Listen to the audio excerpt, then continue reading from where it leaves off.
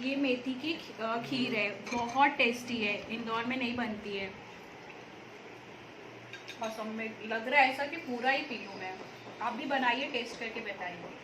बहुत औसम है और हेल्दी भी है एक्चुअली, बहुत हेल्दी, क्योंकि इसमें मेथी है। मेथी तो बहुत ज़्यादा हेल्दी होता है। और गेहूं का आटा, नारियल का दूध, बहुत बहुत टेस्टी है। मुझे लगा पहले कि कड़वा होगा, पर बहुत टेस्टी है, बहुत ही ज़्यादा टेस्टी है ये। अस्सलाम वालेकुम, कैसे हैं आप सब? अल्लाह हमेशा आप सबों को अच्छा और खुश रखे। किसी की कोई तकलीफ हो तो अल्लाह अपनी रहमतों से उन तकलीफों को खत्म करे। हर घर को, हर इंसान को खुश व आबाद रखे, आमीन या रब्बुल आलमीन। ये चैनल मैंने बच्चों की तालीम के लिए निकाली हूँ। इससे आने वाले पैसे उन बच्चों को दिए जाते हैं जिन बच्चों को आगे पढ़ने के लिए पैसों की जरूरत है, और आप सबको दिखाया भी जाता है। आप देख लो, और आपको अच्छा और सही लगे तो इसे सब्सक्राइब करो, लाइक करो, शेयर करो, और चैनल आगे करने में मदद करो। इंशाल्लाह अल्लाह रब्बुल करीम अपने सबों की गैबी मदद करेंगे और अपने सबों को जज़ाए खैर भी देंगे इंशाल्लाह। आज मैं बना रही हूँ कोकम की बहुत पुरानी रेसिपी, मेथी की पेस्ट, जो बारिश में ठंडी में पी जाती है, और हेल्दी भी, टेस्टी भी, फायदेमंद भी, और लजीज भी बहुत रहती है। आप देख लो, आप देखने के बाद एक बार करोगे तो बार बार करने को आपका दिल चाहेगा इंशाल्लाह। चलो, 5 लोगों की मैं मेथी की पेस्ट बना रही हूँ कोकनी स्टाइल से, जो ठंडी के लिए बहुत ही मुजरत, अच्छी और टेस्टी भी रहती है। ये है 4 टेबल स्पून गेहूं का आटा, जिसके लिए जाएगा 1 लीटर पानी पकने के लिए, जिसके लिए जाएगा 7 टेबल स्पून काटा हुआ गुड़। फिर भी मैं देखूंगी, अगर फिक्की लगी तो और भी डालूंगी। फिक्का मीठा आप अपने टेस्ट से भी ले लो, हाँ। और एक बड़े नारियल का दूध निकाला हुआ है, मगर ये पाउडर का मैंने बना के ली हूँ। आप बड़े सा नारियल लो, दूध से टेस्ट बढ़ता है, और दूध बहुत फायदेमंद नारियल का है। और ये पाव चम्मच से भी कम नमक जाएगा, और 1 चाय की चम्मच भर के मेथी का पाउडर जाएगा। अब करते वक्त मैं आपको सब दिखा रही हूँ। ये देखो, 1 2 3 और 1 4। ये देखो, 4 टेबल स्पून गेहूं का आटा है, जिसके लिए जाएगा 7 टेबल स्पून काटा हुआ गुड़, भर भर के चम्मच। जैसे अपन भर भर के ये लिए थे आटा, वैसे ही भर भर के लेने का। 4 5 6 और 1 7। ये देखो, इसमें जाफरान नहीं पहले जाता था, मगर मैं डालती हूँ। अब जाफरान के भी फायदे भी बहुत हैं, और थोड़ा टेस्ट भी बढ़ा देता है। 1 चुटकी ताड़ी भर के मैंने जाफरान डाली हूँ। ये नमक जाएगा पाव चम्मच से भी कम। ये मेथी का पाउडर 1 चाय की चम्मच। इस जगह आप चाहे तो आप बादाम का पाउडर करके डाल सकते हो, मगर मैं नहीं डालती। ऐसी पेस्ट पीने में बहुत अच्छी लगती है। आप इसको हाथों से कलाओ या चम्मच से कलाओ, मगर मैं कलाती हूँ अपने हाथों से, क्योंकि हमें हाथों का पहले से आदत है। तो यूट्यूब पर क्यों मैं चम्मच से कलाऊं? वो भी तो मेरी अपनी फैमिली है, उनके सामने भी वही करूंगी। और मेरे हाथ धोए ही रहे थे, हाँ मेरे बच्चों। ये देखो, पूरा लीटर भर पानी गया उसमें, क्योंकि पकने से, अच्छे पकने से कच्चेपन खत्म होता है आटे का, गुड़ का। अब इसको अच्छे से चम्मच चलाते रहने का, उबाल आने तक। उबाल आने के बाद ना चम्मच चलाए तो भी चलता है, मगर मैं फास्ट गैस पे रखी हूँ, और मैं उसको डाव से हिला रही हूँ। ये देखो, अब उबाल आया। उबाल आने के बाद इसको 10 मिनट फास्ट गैस पे मैं पकाऊंगी, यहाँ खड़ी रहकर ही। और फिर यानी वो थोड़ा कम हो जाएगा, गाढ़ा हो जाएगा। ये देखो, गाढ़ा हो ही गया है, मगर और भी गाढ़ा हो जाएगा 10 मिनट में। फिर उसमें डालूंगी दूध, वो भी मैं आपको दिखा रही हूँ। पकते पकते 5 मिनट हो गई और 5 मिनट इसको फास्ट गैस पे पकाऊंगी। मगर मुझे थोड़ा गुड़ कम लग रहा है, मगर आप अपने टेस्ट के मुताबिक डालो। ऐसा समझो मैंने 1/4 किलो गुड़ इसमें डाल दिए। देखो 1 टेबल स्पून और जा रहा है, क्योंकि मेरे बच्चों को और मुझको अच्छा खासा गुड़ लगता है। एक टाइम होता कि मैं जरा भी नहीं खा सकती थी मीठा, मेरे को बहुत शुगर रहती थी। माशाल्लाह आज 3-4 साल से मेरी शुगर की दवा भी बंद हो गई। मेरी शुगर अल्हम्दुलिल्लाह अल्लाह के फजलो करम से और सबकी दुआ से खत्म हो गई अल्हम्दुलिल्लाह।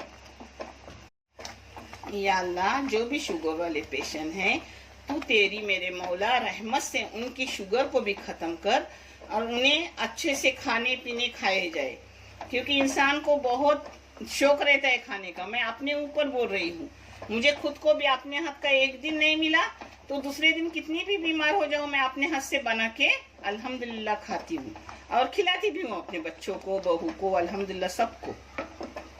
तो आपने 4 आटे के चम्मच को 8 चम्मच गुड़ लगा। गुड़ 1/4 किलो के हिसाब से डाले तो भी चलेगा, और आपको फीका चाहे तो आप साथ ही डाल दो। हाँ, इसके बाद उबाल आने के बाद मैंने फास्ट गैस पे उसको पूरे 10 मिनट घोटी। अच्छे से उसकी खुशबू भी निकली, कच्चेपन खत्म हो गया। इस जगह चाहे तो आप कलर डाल दो, मगर हम लोग कलर डालते नहीं, क्योंकि हेल्दी और टेस्टी पुरानी रेसिपी है, तो इसको क्यों अपन कलर डाले। कलर क्या अच्छा नहीं है, सिर्फ रंग दिखने के लिए। अब इसमें दूध जा रहा है पूरा अपना, बड़े से एक नारियल का निकालो। देखो इसको एक उबाल लूंगी और बंद कर दूंगी, मैं दिखाती आपको। ये देखो सिर्फ इसको एक उबाल लेने का और बंद करने का। आपको गरम चाहे गरम पियो, मेरे बच्चे गरम गरम पीते हैं, मैं ठंडी पीती हूँ। मेरी माँ बाबा वो भी गरम गरम ही पीते थे, मेरी दादी सब गरम गरम ये पेस्ट पीते थे। ये बारिश में ठंडी में बनाई जाती है, बहुत टेस्टी रहती है। इसके साथ भज्जी कुछ न कुछ रहती थी। बचपन याद आता है बुढ़ापे में, मगर बचपन ऐसी चीज है जो जाता है तो कभी वापस नहीं आता, और बुढ़ापा ऐसी चीज है कि आता है तो पलट कर जाता नहीं वो अपने साथ ही लेके जाते हैं अपने को। ये देखो अच्छा खासा उबाल आ गया, अब इसको बंद कर ले। अल्हम्दुलिल्लाह मेरा बेटा अपने माँ का, बहन का पूरा हक अदा कर रहा है। अल्लाह का करोड़ों एहसान, अल्लाह ने मुझे इतने अच्छे और इतने प्यारे बच्चे दिए। अल्लाह तेरा करोड़ एहसान। अल्लाह हर माँ को ठंडक दे, हर वालिदैन को ठंडक दे, और उनके बच्चे उनके लिए बहुत अच्छे बना, कि वो उनको खुश रखे, आमीन। ये देखो अपनी पेज हो गई, बहुत ही बेहतरीन, मजेदार, टेस्टी, हेल्दी, फायदेमंद खीर है। खीर बोलो, पेज बोलो, मगर हम लोग कोकनी लोग इसको पेज ही बोलते हैं। आप करो, आपकी कैसी हुई मुझे बताओ। पता है मैंने पहले वीडियो में भी आपको बताई थी कि मैंने बोलकर शादी से पहले, जब उन्होंने मेरे बेटी को, माशाल्लाह वो भी मेरे माँ बाप की तरह है, जो मेरे बेटी के सास ससुर है। मेरे बेटी के ससुर का इंतकाल हो गया, अब 2 महीने हो गए उस बात को। अल्लाह उन्हें जन्नतुल फिरदौस में आला मुकाम अता करे, और उनके परिवार को सब्र जमील अता करे। बहुत नेक, बहुत अच्छे इंसान थे। तो उनसे मैंने पहले बात की, जब उन्होंने मेरे बेटी को मांगे तो मैंने बोली कि मेरे को तो लड़का माशाल्लाह बहुत पसंद है, मगर मैं इस बात पर दूंगी कि बेटी हमेशा मेरे पास रहेंगी, क्योंकि उस वक्त मुझे कैंसर हुआ था और कैंसर से निकलने के चांसेस भी बहुत कम थे। इसलिए मैंने उनको बोली कि तुम सोचो और मुझे जवाब दो। तो उन्होंने 4 दिन में जवाब दिया, हमें कबूल है। मैं बोली नहीं, तुम सोचो, क्योंकि मेरी बेटी उस वक्त सिर्फ 12वीं में थी। फिर उसके बाद मेरे बेटी का 15वीं होने के बाद मैंने मंगनी की उसकी। उन्होंने कबूलियत की कि हाँ, बोले मेरे पास क्या रहा और तुम्हारे पास क्या रहा, कोई बात नहीं, हम खुशी से तुम्हारे पास बेटी को रख लेंगे। तो उन्होंने कबूल किए, तो मैंने बेटी की मंगनी कर दी। उसके बाद वो सर्विस करने के बाद फिर मैंने उसकी शादी की, अल्हम्दुलिल्लाह दोनों रिश्ते मुझे अच्छे मिले, अल्लाह का करोड़ों एहसान। उन्होंने मुझे कभी तकलीफ नहीं दी और अल्हम्दुलिल्लाह मुझसे भी उनको कभी दुख तकलीफ नहीं पूछी, अल्लाह का करोड़ों एहसान। और उसके बाद मैंने अपने बेटे को, बेटी की यानी बहू की मेरे को, तो मैंने उनके माँ पापा से भी बोली कि देखो मेरी फिक्र मत करो। वो मैंने बेटे के पसंद से की, क्योंकि जहाँ बेटे बेटी की पसंद हो वहाँ करनी चाहिए, मगर बेटी की तो कोई पसंद नहीं थी, इसलिए मैंने अपने पसंद से दी और बेटी की पसंद ही ना थी। तो मैं उनको बोली देखो मेरी बेटी मेरे पास है, आप फिक्र मत करो, आप हमेशा के लिए मेरा बेटा आपके घर रख सकते हो। तो उन्होंने बोला नहीं नहीं, बोले बम्बई में तो लोग आते हैं और हम बम्बई से तुम्हारे बेटे को इंदौर में लेके जाएंगे, ये कभी नहीं होगा। बोले अगर आप चाहते हो तो रख सकते हो, मगर उन्होंने खुद से बोला नहीं, बोले तुम्हारे पास रहेगा वही अच्छा, और ये हमारी बेटी तुम्हारे साथ ही अच्छी रहेगी, उसमें हम खुश रहेंगे। तो फिर शादी होने के बाद मुश्किल से 1 महीना गया होगा और मेरी हिना बोली कि मम्मी मेरे को ना अलग घर चाहिए, मैं एक साथ नहीं रह सकती। माशाल्लाह हमारा ये बेटी का घर भी बड़ा है, 3 बेडरूम का, और आगे पीछे हमें लेना ही था बेटे को अलग, मगर मेरे बेटी और बेटे को कुछ भी नहीं किसी की मदद थी, वो खुद के ही पाँव पे खड़े रहकर सब कुछ लेने वाले। तो मैं बोली चलो कोई बात नहीं, तब तक तुम मैके में रहो। फिर 1 साल तक वो मैके में रही। फिर हमने अल्हम्दुलिल्लाह अच्छे से जदोजहद करके उसके लिए भी फ्लैट लिए, माशाल्लाह ऐसा ही 3 BH का, और उसको वहाँ अलग घर में रख दी। मगर तुम्हारी नानी, कोई कमेंट डालता है कि नानी आप बेटी के ही पास क्यों रहते हो, बहू के पास क्यों नहीं रहते। तो नानी जब तक जिंदा है तब तक बेटी के ही साथ रहेगी, क्योंकि बेटी को जरूरत भी है और मुझे अपने बेटी की जरूरत है। और मैं उन लोगों को भी बोली हूँ कि तुम आके यहाँ बम्बई में हमेशा के लिए भी रह सकते हो, क्योंकि इतना बड़ा घर है, कोई इशू नहीं है। उनकी अब वो मर्जी, मगर अल्हम्दुलिल्लाह नानी जो भी खाना वाना बनाती है सबके लिए बनाती है। इसलिए मैं आज आपको बता रही हूँ हमारे झगड़े फसाद कुछ नहीं है, एक खुशी से हमने ये ऐसा काम किए हैं कि बेटी भी खुश रहे और बेटा भी खुश रहे, दोनों खुश है अल्हम्दुलिल्लाह। सबके माँ बाप भी खुश है, अल्लाह का करोड़ों एहसान। अल्लाह मुझसे किसी को तकलीफ न पहुँचे, अगर किसी को ना जाने अनजाने में तकलीफ पहुँची हूँ तो मैं उनसे माफी की तलबगार हूँ, मुझे माफ कर दो। ये तुम्हारी नानी ने अपनी पूरी कहानी ये बच्चों की बताई है, और नानी अगर अपनी कहानी बताएंगी तो आपके पाँव से जमीन खिसक जाएगी। ये तुम्हारी नानी ने जिंदगी निकाली है, मगर वो अब बताऊंगी नहीं। अल्लाह बच्चों के बाप को जन्नतुल फिरदौस में आला मुकाम अता करे, आमीन। अब मैं खत्म कर रही हूँ, देखने के लिए बहुत सारा जज़ायक है। अल्लाह हाफिज। अल्हम्दुलिल्लाह ये नानी के 2 खांडे, एक बहू और एक दामाद, और बेटा बेटी तो सबके अपने होते हैं, उसकी कोई फिक्र ही नहीं रहती। अल्हम्दुलिल्लाह। अस्सलाम वालेकुम फैमिली फ्रेंड्स, कैसे हैं। कल रात को मैं कमेंट देख रही थी, कुछ लोग आए थे मम्मी को दुपट्टा देने के लिए, तो मैं बताना चाहूंगी मेरी सास है ना काम वाली बाई को सोना बना के देती है कान में। अरे सीरियसली सोना चांदी सब और आप दुपट्टे की बात करते हो, इसलिए पहनते ना उनको सुनना उनका नानी के हाथ से जाता है। मैं बता रही हूँ क्योंकि बहुत सारे लोग आते हैं ना, ये बोलते हैं कि आप दुपट्टा ले लो, मतलब मैं अच्छा वाला ले लो।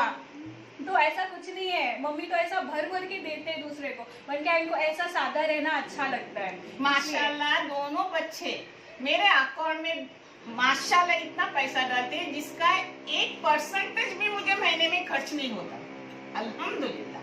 मगर जिसके लिए तुम्हारे नानी ने भी बहुत जदोजहद की, और नानी का किसी के ऊपर कोई जुल्म नहीं है, किसी के ऊपर जबरदस्ती नहीं है। नानी ने खुशी खुशी दोनों को रखा हुआ है और खुशी खुशी दोनों रह रहे हैं, अल्हम्दुलिल्लाह। बेटा तुम खुश हो ना? और दामाद मेरे खुश है कि नहीं? बस वो कमेंट मुझे खाने के लिए आ जाओ। मुझे कमेंट का पता नहीं रहता। मेरी बहू रात को पढ़ती है तो उसी वक्त फोन करती है, मम्मी तुम जवाब क्यों नहीं दे? बोले मत जवाब दो, मैं वीडियो करती हूँ तो बोलूंगी, ऐसे कमेंट मत डालते रहो। चैनल भी है ना हेल्प के लिए निकाला है, बाकी जरूरत कुछ भी नहीं है।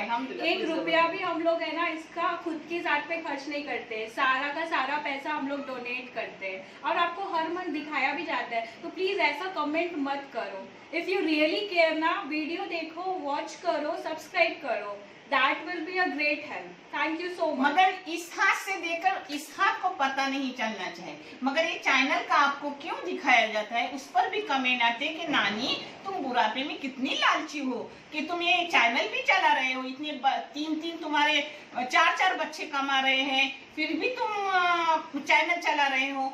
इसलिए दिखाना पड़ता है कि मैं किसी की मदद के लिए कर रही हूँ। उसके साथ जो बच्चे डालते हो मैं कभी दिखाती नहीं, अल्हम्दुलिल्लाह कभी दिखाऊंगी भी नहीं। और इतनी हिम्मत होनी चाहिए कि आप चैनल चलाओ, उससे जो रेवेन्यू होता है आप दूसरों को दे दो। इतनी बीमार रहती है मम्मी, इनका ऑपरेशन हुआ हुआ है, इनको हार्ट की तकलीफ है, फिर भी ये करते हैं, मतलब हैट्स ऑफ कि करते हैं। ये बनाना इजी नहीं होता है, पूरा सुबह से लेकर के ना शाम लग जाता है बनाने में, और उसको उसमें मिक्स करने में। खुद ही जाके लेके भी आते हैं। हाँ, सबसे इम्पोर्टेंट बात है कि मम्मी खुद से लेके आते हैं, खुद से बनाते हैं, दूसरों की हाथ की लाई चीज उनको पसंद नहीं है और मेहनत करके आपको बताते हैं ताकि ये किसी को हेल्प कर पाए। तो ये हमारे बस की बात नहीं है, तो एप्रिशिएशन चाहिए हमें, आप अप्रिशिएट करो, हम लोग बहुत अच्छा लगेगा। ये आप क्या कमेंट करते हो आकर के, नानी आपके पास दुपट्टा नहीं है? कभी नानी पता है नानी ने कभी आज तक 100 रुपए का दुपट्टा पहनती है और 50 रुपए का नाइटी, तो इसका क्या मतलब है? इनके पास पैसे नहीं है सीरियसली। और नानी ने आज तक बहू का भी 1 रुपया कभी लिया नहीं दामाद का लिया। अल्हम्दुलिल्लाह, अल्लाह ऐसा ही रखे, परवरदिगार देने वाले हाथ करे। मुझसे जो होता है ईद त्योहार को मैं अपने बहू दामाद को दे देती हूँ। अल्हम्दुलिल्लाह कुछ कमी नहीं है। आप अच्छे रहो और आप लोगों के लिए मेरे दिल से दुआ है। रात को जब नानी सोती है और आधी रात को उठे, उस वक्त भी जब जिक्र करके दुआ करती, उन दुआओं में आप सब हो मेरे अपने बच्चों की तरह और रहोगे, क्योंकि नानी ने बहुत बुरे दिन निकाले हैं। नानी कभी किसी को बद्दुआ दे ही नहीं सकती और दुआएं देंगी अपने दुश्मन को भी कि अल्लाह उनका अच्छा कर दे, क्योंकि उन्हें तकलीफ न पहुंचे। तकलीफ क्या होती है वो नानी को पता है। मेरे बच्चों अच्छे रहो, खुश रहो, अल्लाह आप लोगों को आबाद रखे, आमीन।